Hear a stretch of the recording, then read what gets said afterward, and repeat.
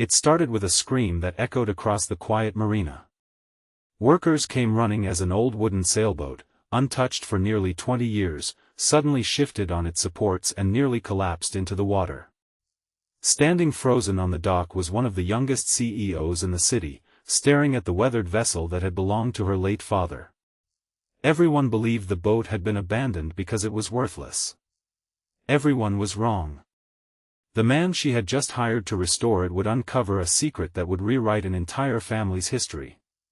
Before we begin, if you believe kindness, forgiveness, hope, and second chances can change lives, please take a moment to like this video, leave a comment, share it with someone who needs encouragement today, and subscribe to our channel to become part of our growing community. Harper Winslow had built a reputation for making impossible business deals look effortless.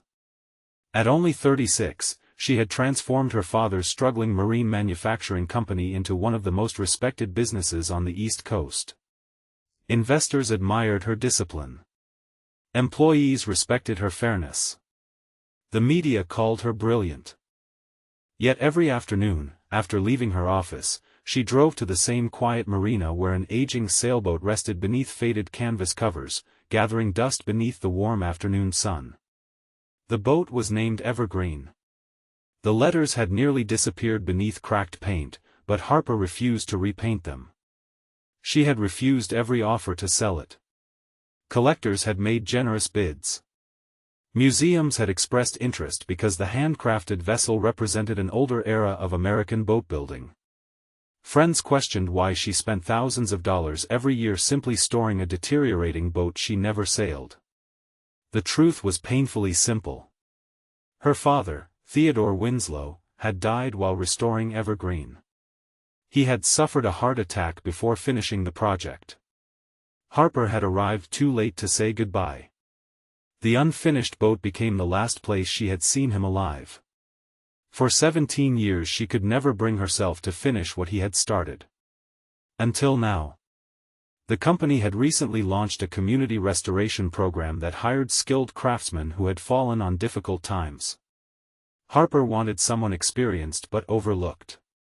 Someone who understood loss. That was how she met Callum Mercer. Callum was 42, a widowed single father raising his 11-year-old daughter, Nora. Once known throughout New England for restoring historic wooden boats, he had lost nearly everything after his wife passed away from a sudden illness. Medical bills consumed his savings. Customers disappeared when he closed his workshop to care for Nora. Eventually he accepted whatever repair jobs he could find while quietly struggling to provide stability for his daughter. His resume was impressive but worn around the edges, much like the man himself. When Harper met him, she noticed something unusual. He wasn't interested in impressing her. Instead of talking about awards, he spoke about preserving memories. He said that old boats were different from ordinary objects because they remembered every hand that had built them. Those words convinced Harper to hire him. Every morning, sunlight reflected across the calm marina as Callum worked patiently on Evergreen. Nora spent her summer vacation nearby, reading books beneath a large oak tree while occasionally handing her father small tools or carefully organizing brass fittings.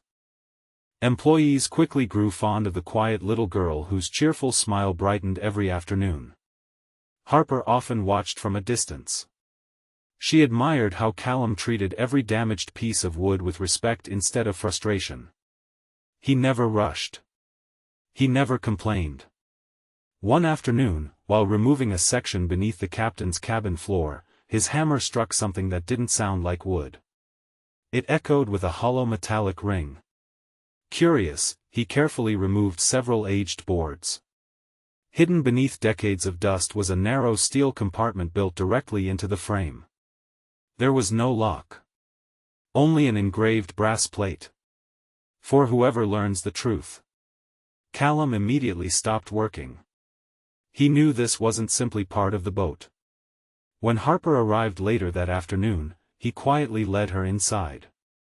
Her hands trembled as she opened the compartment. Inside rested a weathered leather journal, several sealed envelopes, faded photographs, and a small brass key attached to an old compass. Nothing else. Harper recognized her father's handwriting before opening the first page. Tears immediately blurred her vision. The journal wasn't about sailing. It was about regret. Theodore confessed that 20 years earlier, one decision had changed another family's future forever. During an economic downturn, his closest business partner, Graham Ellison, had begged him not to sell their shared boatyard to outside investors. Graham believed they could survive if they endured together. Instead, Theodore accepted a profitable offer. The sale forced Graham into bankruptcy.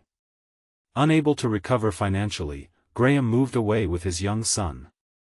The friendship ended without forgiveness. For years Harper believed her father never looked back. The journal revealed the opposite. Every page carried the weight of guilt. Theodore had spent the final years of his life searching for Graham. He intended to return half the profits from the sale. He wanted to apologize. He wanted to rebuild what pride had destroyed. But he never found him. Harper silently turned another page. Attached beneath it was an old newspaper clipping. The headline made Callum freeze. The article featured Graham Ellison. Callum recognized the face instantly. It was his own father. His knees nearly gave way. He had spent his childhood believing Theodore Winslow betrayed his family without remorse. His father never spoke kindly about the Winslow name again. Yet hidden inside this forgotten boat was overwhelming proof that Theodore had spent years trying to make things right. Callum stared out across the bright afternoon water. The anger he had unknowingly carried since childhood suddenly felt unbearably heavy. Harper looked equally devastated. Neither of them had expected the restoration project to uncover a shared history. The following pages contain detailed financial records. Theodore had secretly placed half his fortune into a trust connected to the brass key. He instructed whoever discovered it to locate Graham's family. If Graham had passed away, the money belonged to his children. Harper couldn't believe what she was reading. The trust had never been activated. The bank handling Theodore's private estate had assumed the instructions were incomplete because the key and journal had never been found.